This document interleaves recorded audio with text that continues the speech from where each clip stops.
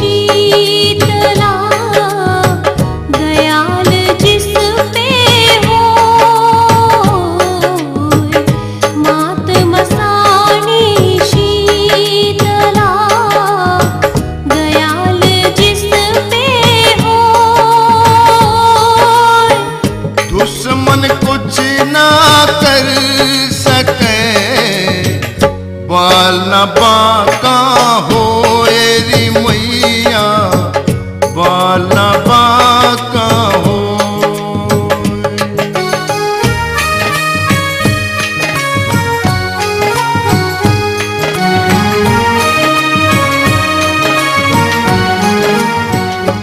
नंबरदार जी जय माता की। जय माता की। जीता रहो भाई, मैया तुम्हारी मनोकामना पूर्ण करती रहे। नंबरदार जी, मैंने अपनी जिंदगी में कभी ऐसा दिन नहीं देखा कि आप माता के मंदिर ना गए हो। सिकंदर, जो माता पिता से मुंह मोड़ लेता है ना, भगवान उससे मुंह मोड़ लेते हैं। मेरे पास जो कुछ भी है वो सब माता रानी की कृपा से ही है। बस माता शीतला की दया दृष्टि बनी रहे, मुझे और कुछ नहीं चाहिए। नंबरदार साहब, आप धन्य हैं। आपकी चर्चा हर घर में होती है। लोग आपकी बड़ाई गाते गाते नहीं थकते। कोई जाति का भेद नहीं, सब धर्म आपकी नजर में समान है। सिकंदर, सब माता रानी की माया है। नहीं नंबरदार साहब, आप भी जीते जागते देवता हैं।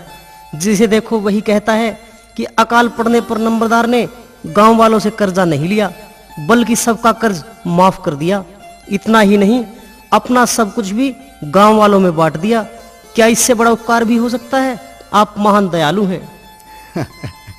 अच्छा सिकंदर भाई, जय माता की। जय माता की। माँ, एक बात पूछ लूं? हाँ हाँ, क्यों नहीं, एक क्यों दो पूछो। पिताजी पिछले कुछ दिनों से उदास रहते हैं। अब तो सेहत भी ठीक नहीं रहती उनकी। बेटा, एक तो अकाल पड़ा हुआ है, फसलें बर्बाद हो चुकी हैं। जितना अनाज अपने गोदामों में भरा हुआ था वो भी सब गरीबों में बंटवा दिया है। फिर इसमें तो खुश होना चाहिए कि माता शीतला ने हमें गरीबों की मदद करने का अवसर दिया है। माँ बेटा, मुझे लगता है उन्हें ज्यादा दुख इस बात का है कि अकाल के कारण सबका कर्जा भी तो माफ करना पड़ा है और लाखों रुपए का नुकसान भी हुआ है। माँ, अगर दुख मनाना था तो माफ ही ना करते, और अगर कर ही दिया है तो अब घबराना कैसा? जो भगवान को मंजूर है वही तो होता है। माँ, ये तो पिताजी ने अच्छा कार्य किया है। लोग तो मुसीबत में सहायता करने की बजाय ब्याज में पैसे देते हैं। माँ, उन्हें ये भी नहीं पता होता कि ये ब्याज ही एक दिन गले की फांसी बन जाएगा। ये बहुत बड़ा जुल्म एक दिन अपना असर जरूर दिखाएगा। गरीबों की मदद करने वाले भगवान के चरणों में जगह बनाते हैं। माँ, और ब्याज पर पैसा देने वाले गोबर गंदगी के कीड़े बनते हैं। माँ, एक दिन। हाँ बेटा, तू बिल्कुल ठीक कह रहा है। मैंने तो तुम्हारे पिताजी को समझाकर देख लिया। वो सदमा सा जरूर माने हुए हैं। अब तू भी कोशिश करके देख ले, शायद बात बन जाए। ठीक है माँ, मैं पिताजी से बातें करता हूँ।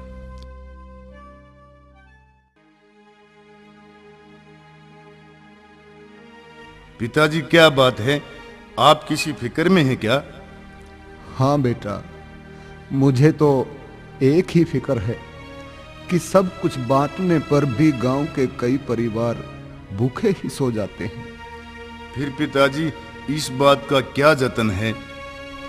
क्या बताऊं बेटा, मैंने तो कर्जा लेकर भी लोगों में अनाज बंटवा दिया, लेकिन क्या पिताजी, आप ज्यादा चिंता ना करें। तो और कौन करेगा चिंता? बेटा, हमारा कर्तव्य है कि गांव में कुछ मुसीबत आ जाए तो हम अपने प्राण न्यौछावर कर दें। पिताजी, अगर आप आज्ञा दें तो मैं अपनी... नहीं नहीं बेटा, तेरी ससुराल वालों से कुछ नहीं मांगना। वो बहुत ही कंजूस इंसान है। उनके परिवार में एक ही नेक दिल इंसान था जो हमारे घर में है।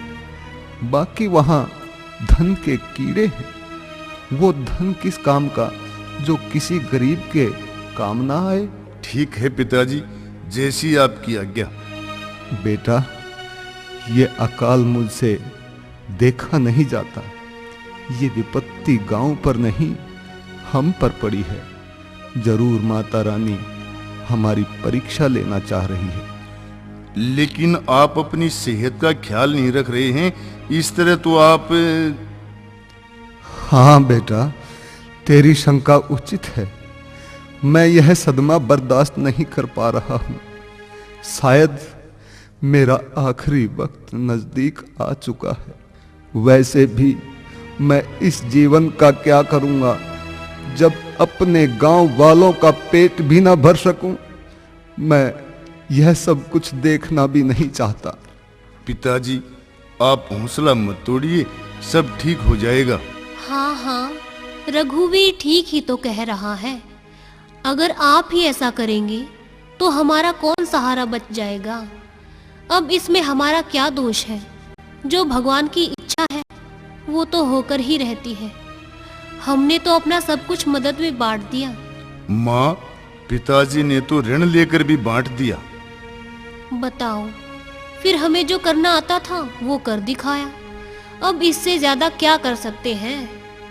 रघुवीर की माँ, अपना सब कुछ खत्म हो गया। हम कंगाल होकर कर्जवान हो गए हैं। लोग फिर भी दुखी के दुखी हैं। पिताजी, कोई गम नहीं है। मुझे धन की जरूरत नहीं है। मैं गरीबी में ही गुजारा कर लूंगा। बस आपका ही सहारा मेरा सबसे बड़ा धन है। लड़का ठीक कह रहा है जी। अभी इसकी उम्र ही क्या है?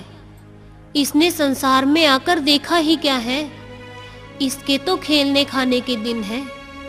अगर इस उम्र में ही कुछ हो गया तो इससे पहले तो मैं ही मर जाऊंगी। बेटा, मेरे सीने में दर्द हो रहा है। मैं यह दुख सहन नहीं कर सकता। मैं तो हरदम लोगों के दुख दूर किया करता था। मैंने किसी की बद्दुआ नहीं ली। अब समय का खेल दूसरा है। भगवान को कुछ और मंजूर है। मैं यह सब देखना नहीं चाहता। नहीं जी, आप ऐसी कैसी बातें कर रहे हैं? सब कुछ ठीक हो जाएगा। समय कभी एक सा नहीं रहता। आप थोड़ा ठहरिए, मैं आपके लिए चाय बनाकर लाती हूँ।